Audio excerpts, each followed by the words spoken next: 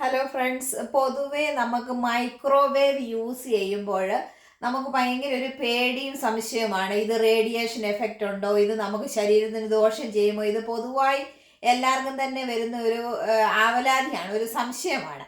അപ്പോൾ ഇതിനെക്കുറിച്ച് ഞാൻ ചെക്കൗട്ട് ചെയ്തപ്പോൾ മൈക്രോവേവ് ഒരു രീതിയിൽ നമുക്ക് ശരീരത്തിന് ഹാനികരമല്ല എന്നുള്ളതാണ് എല്ലാ പഠനങ്ങളും തെളിയിച്ചിരിക്കുന്നത്. അപ്പോൾ നമുക്ക് എല്ലാവർക്കും തന്നെ വീട്ടിൽ മൈക്രോവേവ് സേഫായിട്ട് യൂസ് ചെയ്യാം. നമ്മൾ ശ്രദ്ധിക്കേണ്ട കാര്യങ്ങൾ ഇതിൻ്റെ അകത്ത് മെയിനായിട്ടുള്ളത് നമ്മൾ യൂസ് ചെയ്യുന്ന പാത്രങ്ങളാണ്, വെക്കാൻ ഉപയോഗിക്കുന്ന പാത്രങ്ങളാണ് മെയിനായിട്ട് നമ്മൾ സൂക്ഷിക്കേണ്ടത്.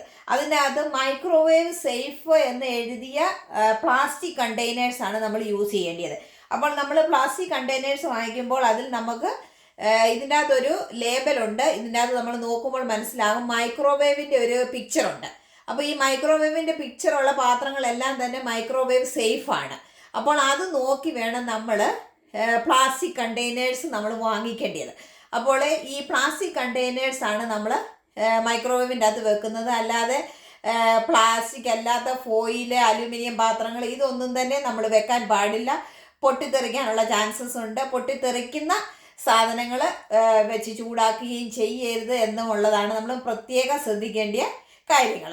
മൈക്രോവേവ് സേഫായിട്ടുള്ള പാത്രങ്ങൾ യൂസ് ചെയ്ത് നമ്മൾ ആഹാര സാധനങ്ങൾ ചൂടാക്കിയാൽ നമുക്ക് റേഡിയേഷൻ എഫക്റ്റ് നമ്മുടെ ശരീരത്തിന് ദൂഷ്യമുണ്ടാക്കുന്നു എന്നുള്ളത് ഒരു പഠനങ്ങളും തെളിയിച്ചിട്ടില്ല. ഇപ്പോഴും പഠനങ്ങൾ നടന്നുകൊണ്ടിരിക്കുകയാണ്. പക്ഷെങ്കിൽ ഇതുവരെയുള്ള പഠനങ്ങളിൽ ഇത് തെളിയിച്ചിട്ടില്ല.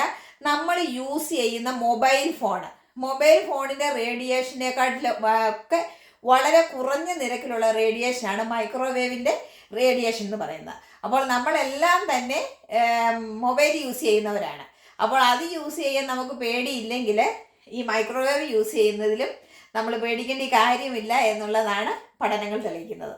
ഇത് നിങ്ങൾക്ക് ഉപകാരപ്പെടുമെന്ന് പ്രതീക്ഷിക്കുന്നു. Thank you so much. See you again.